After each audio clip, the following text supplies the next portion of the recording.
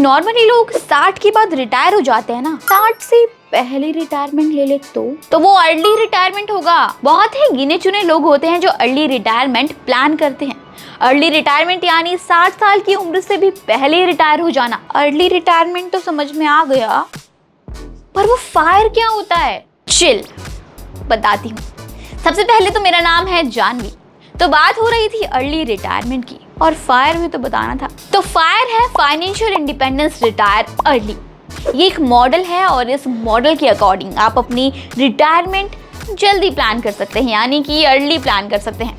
Fire model की शुरुआत 1992 में विकी रॉबिन और जो डोमिंगवेज की किताब योर मनी योर लाइफ से हुई थी। फायर मॉडल से आप अपनी रिटायरमेंट की उम्र खुद तय कर सकते हैं। अगर आप इस मॉडल को अपनाते हैं तो एक खास स्ट्रैटेजी आपको बनानी होगी और अपनी सैलरी का 70% तक सेव करना पड़ेगा। इस मॉडल का सबसे बड़ा नुकसान ये है कि इसमें आपको खुल के मौज मस्ती भरी जिंदगी जीने का मौका नहीं मिलता, क्योंकि आप ज़्यादा से ज़्यादा पैसे इन्वेस्ट करते हैं और जल्दी रिटायर हो जाते हैं। फायर मॉडल के अकॉर्डिंग 40 साल की उम्र से पहले ही रिटायरमेंट के लिए कुछ स्ट्रैटेजी हैं जो आपको फॉलो करनी होती है। मंथली इनकम का 50 से 70% बचाना है। 50 से 70% हिस्सा बचत करने से आपको अपने नॉर्मल खर्च रोकने होंगे। आपको हर महीने अपनी सैलरी का 50 से 70% तक बचाना होगा। इस महंगाई में किसी की इनकम का आधा हिस्सा बचाना तो पॉसिबल ही नहीं है। इसके लिए आप पार्ट टाइम जॉब कर सकते हैं या बेहतर सैलरी के लिए दूसरी नौकरी भी ढूंढ सकते हैं। आप जितना ज़्यादा इन्वेस्ट करेंगे आपको उतनी ही जल्दी रिटायर होने में मदद मिलेगी और रिटायरमेंट पर पेंशन भी ज़्यादा मिलेगी।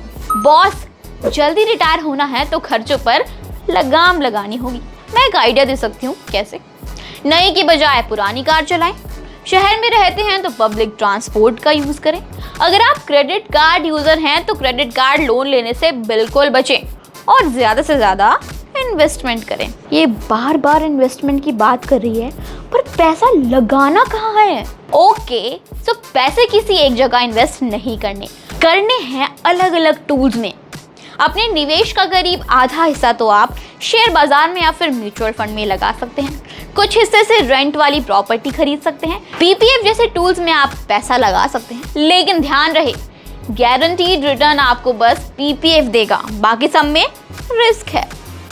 लेकिन रिस्क है तो इश्क भी तो है ना। मिलेंगे अगली वीडियो में नई प्लानिंग और नई स्ट्रैटेजी के साथ।